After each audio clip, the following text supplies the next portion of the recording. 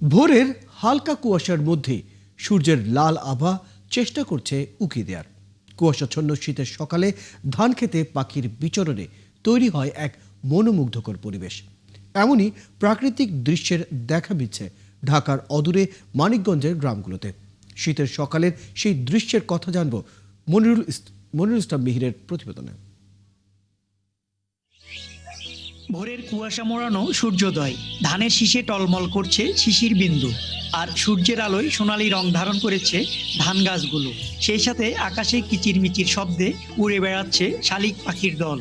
এসব কিছুই জানান দিচ্ছে ভোরের আলো ফুটেছে। মনোমুগ্ধকর শীতের এই সকালের দেখা মিলেছে মানিকগঞ্জের সাটুরিয়া উপজেলার জান্না গ্রামে। কৃষক ব্যস্ত ধান কাটায়, আর ধান ক্ষেতের স্নিগ্ধতা ও পাখির কলকাকুলিতে মুখরিত বিস্তীর্ণ ফসলের মাঠ।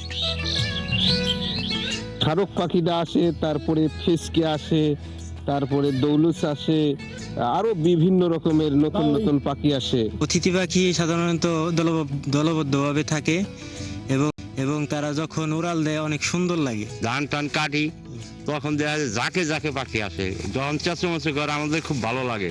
শহর যখন যান্ত্রিক কোলাহলে চোখ মেলে, তখন গ্রামের এই সবুজ সমুদ্র জেগে উঠে এক অদ্ভুত মায়ায়। প্রকৃতির মঞ্চে শুরু হয় এক অন্যরকম আয়োজন। শিশুরা এবং বয়োজ্যেষ্ঠরাও এই পাখি দেখার জন্য মাঠে আসে। শালিক পাখি, ঘুঘু পাখি, বাছালিক, এগুলো অনেকেই আসে। রোদ বাড়লে পাখিরাও সুর বদলায়, তবে ধান ক্ষেতের নিস্তব্ধতার মাঝে পাখিদের এই কলতান চিরকালই আমাদের শেকড়ের টানে ফিরিয়ে আনে। মনিরুল ইসলাম মিহির, ৭১, মানিকগঞ্জ।